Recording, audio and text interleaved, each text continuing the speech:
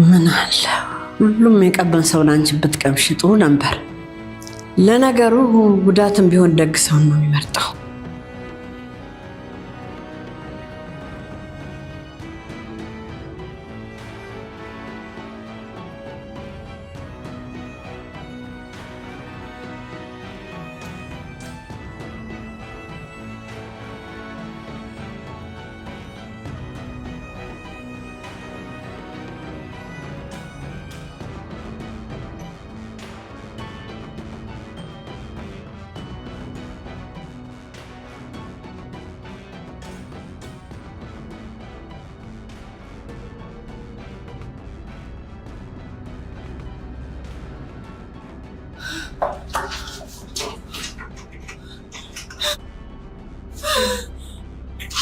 ሜርሲ ያለ አግባብ ቦታ ሳትመርጥ ባወራችው ወሬ ራሷንም ሆነ የሲፈንን እቅድ ገደል ሊከት የሚችል ትልቅ ስህተትን ሰርታለች። አምነን ተጎድቶ እየታከመ ባለበት ሆስፒታል ውስጥ ሙስጠፋና ሜርሲ ስለ ወይዘሮ ሞርዚና እብደትና ህመም እያወሩ ባሉበት ተደብቃ የሰማችው እናት ዛህራ ሲፈንና ሜርሲ ተባብረው ወይዘሮ ሞርዚና ጨርቋን አስጥለው እንዳሳብዷ ታውቃለች። ነገሩን ከሷ አልፎ ሌላ ሰው እንዳይሰማባቸው የፈሩትና ሜርሲም እሷን በገንዘብ ተደራድረው ሊያሳምኗት ወስነዋል። ከዚህም በኋላ ነው ሜርሲ እንደቀል ሞርዚናን ለማየት ወደ ክፍሏ ገብታ መውጣት እንዳትችል ሆና በሩ የተቀረቀረባት። በቀጣይ ምን የሚፈጠር ይመስላችኋል? ሐሳብ እንዲሁም አስተያየታችሁን ኮሜንት ላይ ጻፉልኝ። አምነን በምሽት በአክስቱ ሞርዚና በስለት ከተወጋ በኋላ ሁሉም ወደ ሆስፒታል ሄደው ሙሉ ሌሊቱን እዛው ካሳለፉም በኋላ ሕክምናቸውን የጨረሱት ዶክተሮች ቤተሰቦቹን ለማውራት ወደ ቢሮአቸው ይጠሯቸዋል። ቃልና ሜርሲ ሆነው ወደ ዶክተሯ ቢሮ ከገቡም በኋላ እሷም ትቀጥልና አቶ አምነን ያለበት ሁኔታ አሁን ያን ያክል አያሰጋም ብላ ስትነግራቸው ቃልም ዋናው እሱ ነው፣ ዶክተር የሚያስፈልግ ነገሮች ካሉ ገዛዝቼ እንድመጣ ብትነግሪኝ ጥሩ ነው ብሎ ሲላት እሷም አንዳንድ መድኃኒቶች አሉ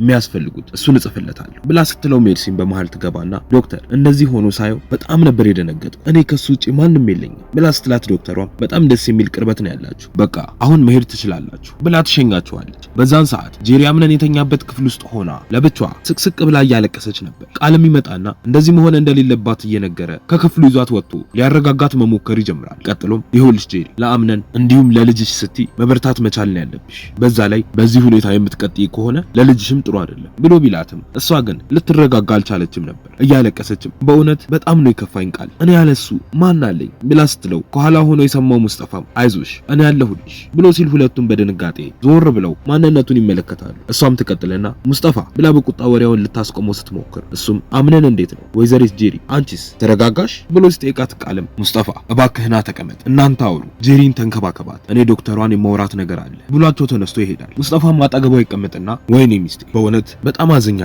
የሚስቴ ባል ባለበት ሁኔታ ብሎ ሲል ጄሪም ሰው እንዳይሰማው ፈርታ ኧረ እባክህ ዝም በል ሰው እንዳይሰማ ብላ ትለዋለች። ሙስጠፋ ግን ዝም ማለቱን ፈጽሞ አልፈለገውም ነበር። ቀጥሎም ልጃችን ደህና ነው ብሎ ሲጠይቃት ጄሪም በንዴት አንተ ሰውዬ እያደረክ ያለው ነገር ሳያንስ ጭራሽ ደግሞ እያወራህ አትጉዳኝ ብላ ትለዋለች። በዛን ሰዓት ቃል ዶክተሯ በር ላይ ቆሞ እየተጠባበቀ ባለበት የአምነን ጸሐፊ እየተቻኮለች ትመጣና ቃል እንዳልቆየው ተስፋ አደርጋለሁ ብላ ስትለው እሱም አረ በጭራሽ ግን የወረቀቱን ጉዳይ እንዴት አደረግሽ ብሎ ሲጠይቃት እሷም እኔ ሁሉንም ነገር ጨራርሻለሁ ግን እንዴት ነው አቶ አምነን ነቃ ብላ ስትጠይቀው ቃልም እኛም እሱን እየጠበቅን ነው እንደነቃ እንዲያገኝሽ አድርጋለሁ ብሎ ይላታል። ከትንሽ ቆይታ በኋላ ሜርሲና ጸሐፊዋ ተቀምጠው ባሉበት እናት ዛህራና ቤሊን ምግብ ሰርተው ይዘው ይመጣሉ። ዛህራም ትቀጥልና ልጆች እንዴት ናቸው አቶ አምነን እንዴት ነው ብላ ስትጠይቅ ሜርሲን ባጭሩ ደህና ነው ብላ ትመልስላታለች። ቤሊንም ትቀጥልና ማየት እችላለሁ ብላ ስትል ጸሐፊዋም በማያገባት ገብታ ማንሽ ወይዘሪት ያንን ለማድረግ እኔም ሞክሬ ነበር ግን ስላልነቃ መግባት አንችልም ብላ ስትላት ቤሊንም ግድ የለም እንደዛም ሆኖ ባየው ለኔ ጥሩ ነው ብላ ትላታለች። እሷም እሺ በቃ ነይ ክፍሉን ላሳይሽ ብላ ይዛት ትሄዳለች። ቤሊንም ውስጥ እንደገባች አጠገቡ ተቀምጣ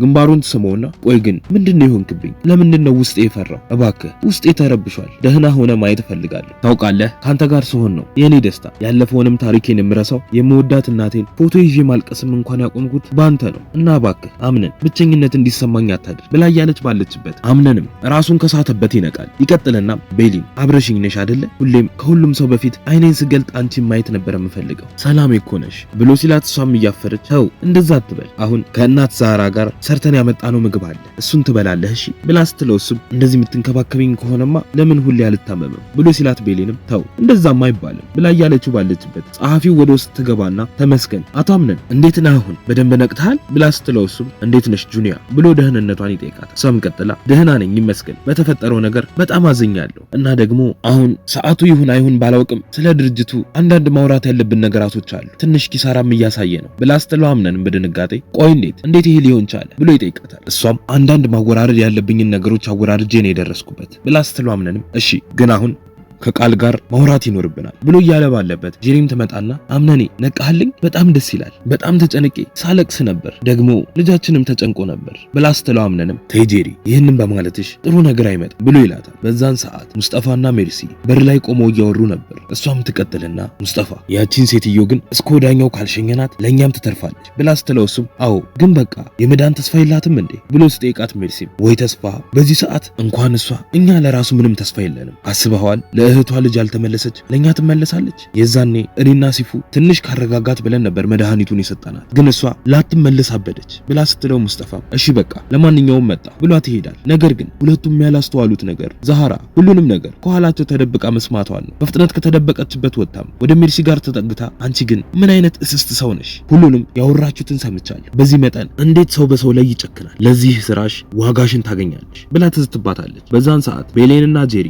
ከሕክምናው ክፍል ውጪ ቆመው እያወሩ ነበር። ጄሪም ትቀጥልና ቤሊን በጣም ፈርቼ ነበር፣ አሁን ግን ተሽሎት ነቃ ብሎ ሳየው በጣም ነው ደስ ያለኝ። የልጄን አባት ባጣው ኖሮ ምን ይውጠኝ እንደነበር አላቅም። ታውቂያለሽ ቤሊን፣ እኔ ከባሌ ጋር አንድ የሚያደርገኝ ነገር ቢኖር ልጄ ብቻ ነው እና ወልጄ እስካቅፈው ድረስ ቸኩያለሁ ስትላት ቤሊንም ልጅ በጣም ደስ የሚል ነገር ብላ ትመልስላታለች። ጄሪም በደስታ ፈገግ ብላ አዎ ደግሞ ከምትወጂው ሰው ሲሆን የተለየ ስሜት አለው ብላ ትላታለች። ቤሊንም አምነንን ትወጂዋለሽ ብላ ስጠይቃት ጄሪም ባልወደው ኖሮ ይህን ሁሉ ነገር አሳልፍ ነበር እንዴ? በጣም ነው የምወደው ብላ ትላታለች።